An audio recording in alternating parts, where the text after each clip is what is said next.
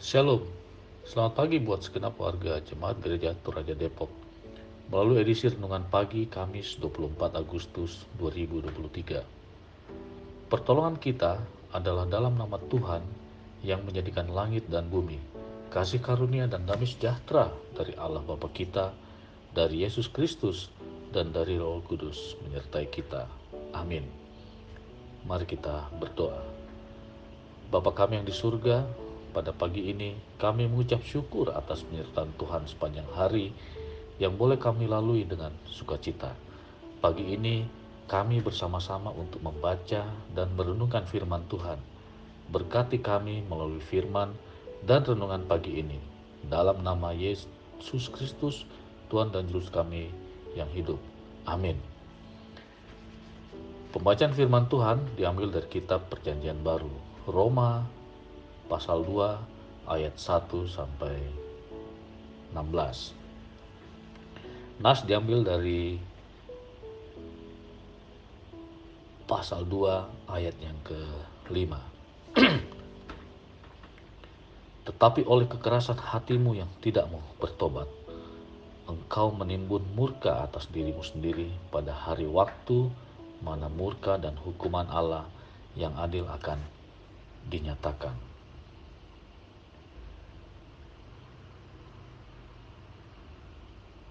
Tema pada pagi ini adalah membohongi hati nurani. Tang malolo lako tanan painaan. Adakah orang yang tidak pernah berlaku jahat dalam hidupnya? Atau adakah orang yang tidak pernah membohongi kata hatinya?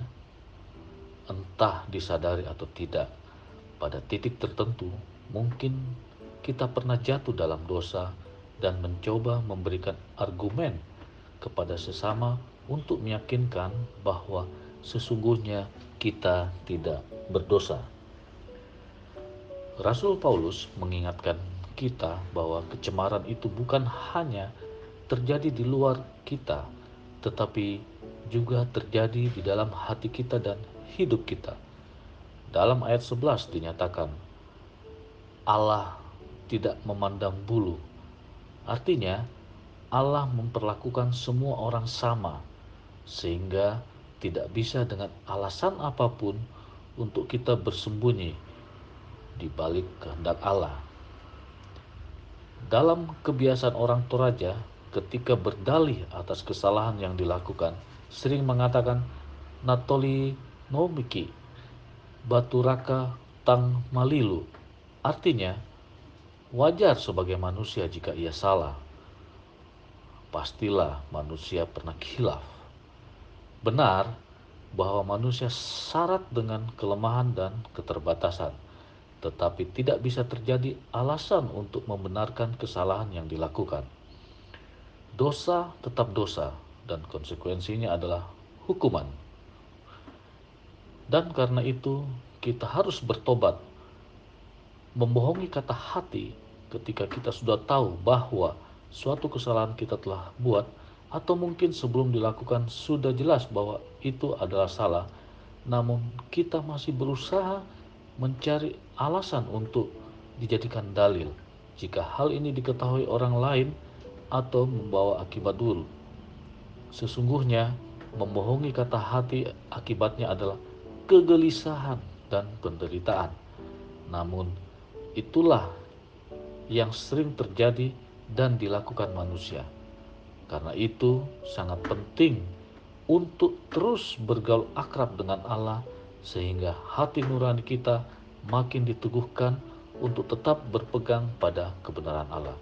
Semakin sering hati nurani kita dibohongi, maka kita akan semakin gampang terjebak dengan hal-hal duniawi dan akhirnya kita akan semakin jauh dari kebenaran Allah. Amin.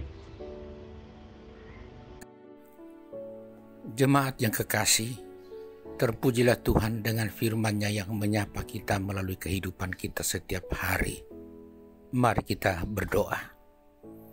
Tuhan, terpujilah Engkau selalu dengan semua hal baik yang terus kami alami, baik secara fisik maupun moral. Dan pagi hari ini Kami sungguh mengalami kebaikan-Mu melalui segala keadaan yang kami terima. Dan biarlah kami selalu jujur mengakui bahwa Engkau Allah yang tidak pernah meninggalkan kami. Engkau Allah yang terus memberkati dalam siang maupun malam. Dan karena itu, kiranya dengan kejujuran itu, kami menjalani hari ini. Kami akan terus hidup dalam kebenaran-Mu dan tidak akan pernah membohongi hati nurani kami. Hati nurani kami yang terus mengajarkan kepada kami untuk hidup benar, hidup taat, dan hidup melakukan apa yang Kau kehendaki.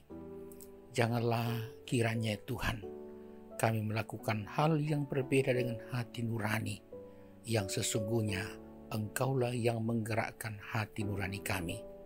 Terpuji Engkau dengan firman-Mu yang mengingatkan kami, dan biarlah hari yang kami jalani ini dijalani dalam kejujuran dan bukan dalam kebohongan.